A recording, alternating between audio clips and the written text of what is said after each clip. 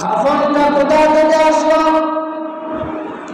আদম আলাইহিস সালামকে যখন আল্লাহ পাক রব্বুল আলামিন বেহেশতের মধ্যে দিয়েছিলেন, বেহেশতের মধ্যে গন্ধম খাওয়ার পরে আদম আলাইহিস সালামের পরনের কাপড়গুলো পরে গিয়েছে, বেহেশতি কাপড়গুলো পরে গিয়েছে। তারপরে আদম আলাইহিস সালাম শরীরকে ঢাকার জন্য একটা গাছের তিনটা পাতা ছিলেন, তিনটা পাতা ছিঁড়ে উনি ওনার শরীরকে লজ্জাস্থানকে উনি হেফাজত করলেন। আল্লাহ পাক রব্বুল আলামিন এই জন্য পুরুষের জন্য তিনটা কাপড় ব্যবস্থা করেছেন। কাফনে মরার পরে এই তিনটা কাপড় তাদেরকে পরিধান করে দেওয়া হবে। তাহলে জানলাম কাপড়টা আদম আলাইহিস সালাম থেকে আসছে। এখন পুরুষের তিন কাপড় পাইলাম, এখন মহিলার কাপড় কোথায় থেকে আসলো? যখন হাওয়া আলাইহিস সালামের কাপড় যখন গন্ধম খাওয়ার পরে পড়ে গিয়েছিল, তখন উনি পাঁচটা পাতা ছিলেন।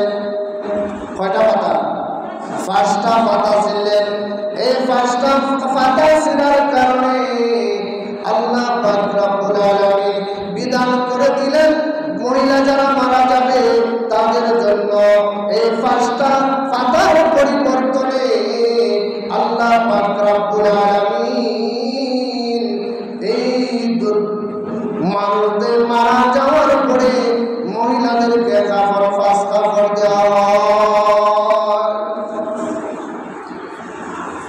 এই পাতা ছিঁড়ার কারণে, এই পাতা ছিঁড়ার কারণে এই গাছে একটা অভিশাপ দিয়েছিল। অভিশাপটা মহিলাদের বেলায় দিয়েছিল।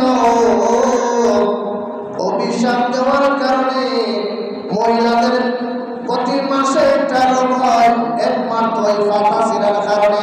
পাতা ছিঁড়ার কারণে গাছের যে ফস করেছিল, এই জন্য এই অভিশাপে দেওয়ার কারণে এই সিস্টেমটা চলে আসছে।